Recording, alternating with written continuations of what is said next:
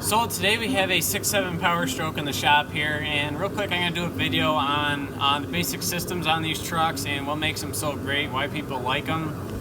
So this is what the motor looks like here. This is minus the EGR, it's been deleted. But for starters, the block on this motor is CGI, which means compacted graphite iron, and CGI is what like the high-speed disc brakes and stuff are made out of. They put a little bit of graphite in there because it handles high temperatures better and it's a little more durable than just straight iron. So blocks made out of CGI. The heads are aluminum on these for lightweight purposes, and they also have 6 head bolts in them instead of 4, whereas the 6.0, 6.4 Power Stroke, those all had 4 head bolts in them, and they obviously had issues. So, and the way you can look at those is, let's say like your normal little Honda Civic or something, that's got 4 lug nuts on the tires. Because it's a small car, lightweight, light duty, it doesn't need a lot. But your bigger pickup truck or something, like a half ton, that has 6 lug nuts on the tire because it's a little bit heavier, and it's going to be holding more weight and stuff. Same thing with a diesel engine. So you can't get away with just putting 4 bolts on the head and hoping it's going to be good enough. You got to have 6 on there to keep it clamped down nice and tight, which they found out with the 6.4 and the 6.0 Power Stroke.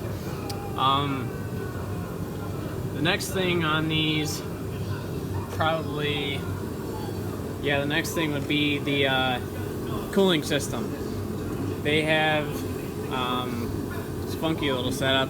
They have a hot and a cold side on these radiators. So your engine vitals, your cylinder heads, your block, all that's going to run through one side of the radiator. Well, there's actually 2 radiators in this.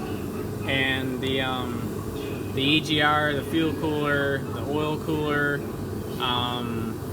the CAC, charge air cooler, and there's one other thing, what was it?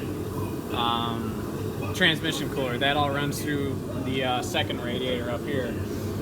And that helps with, because your EGR runs so hot from the hot exhaust gases, that keeps the motor vitals cooler when they're running through their own separate system, and the rest of the stuff, but it doesn't really matter what temperature it's at, that all runs through its own system too. So it separates that.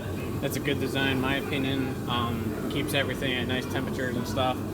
Also, the charge air cooler on these, instead of a conventional air-to-air system on the intercooler, this is air-to-water, because water is 24 times better thermally conductive than air is. So instead of having air go through it, you have air butting up against the water. The water cools it better, a lot better than the air does. So that's a lot better system too. Let's see, what else is there on these motors? I guess we'll go with probably the turbocharger next. And I'll throw up a picture here so you can see it. These turbochargers are basically like a compound system or sequential system, like on the 6.4, where there's a smaller and bigger turbo, but it's all built into one unit. I don't know if you can see it way back in there or not, but I'll throw the picture up there. The innermost side on that, which has a smaller housing, that would be the low pressure side of the turbo, and the outermost side towards the intake, the bigger side of that, is the high pressure side. So it's nice and responsive on the low end, like a small turbo, but it also has more flowing capacity on the large end, or on the high end. And I'll put up another picture here of the compressor wheel. It's a 2-sided wheel. It's actually one wheel, it's just double-sided, the same size turbine on both sides, but the difference between the flows and the turbo housing. So it's a nice idea. They had issues with the turbo, with them over speeding and cooking your bearings in there, but that's what makes these nice and responsive too, is that turbo system. And the last thing, in my opinion, probably the biggest improvement with this motor, is the reverse head design. You can see here, this is your intake running down to the outside of the motor, which is kind of weird. on a conventional motor like the 6.0 Power Stroke, I'll throw up a picture of that too. Your intake comes in through the belly of the motor, through the middle of it, like a normal conventional system on a motor, and the exhaust goes out the side.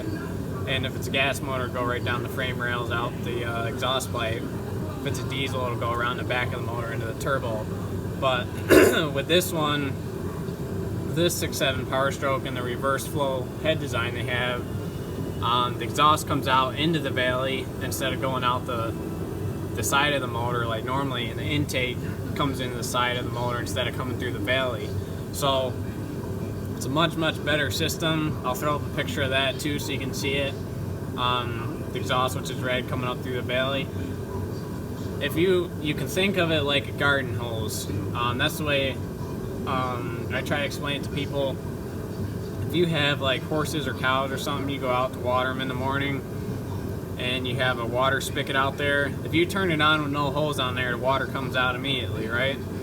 But if you put on a garden hose on the end of the spigot, and say it's what, a 50-foot hose or so, you turn it on, run over to the end of the hose and wait for it to come out. You wait, what, 2, 3, maybe even 4 or 5 seconds before the water comes out. It's the same design that they're going after with this motor, because the longer that water has to travel through the hose, the longer it takes to come out the other end. Same thing with exhaust on this. Conventional motor comes out the side, goes around behind the motor and into the turbo. That's a lot of piping to go from the outside around and back to the turbo. That's the reason they did the reverse flow head on these, because the exhaust comes out the belly, the turbo's in the belly, it goes right immediately into the turbo. And I'll throw up that picture again. You can see how short the exhaust, the piping is between the header and the turbo.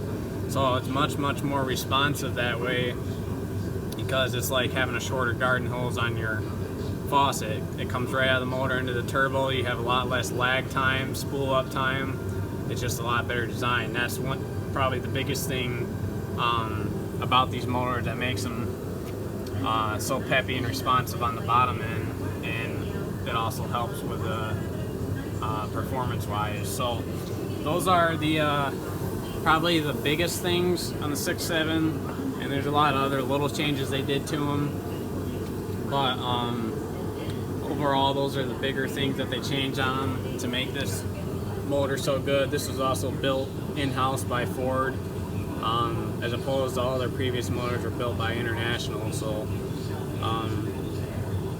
anyway, that's just a quick little video, some information for you.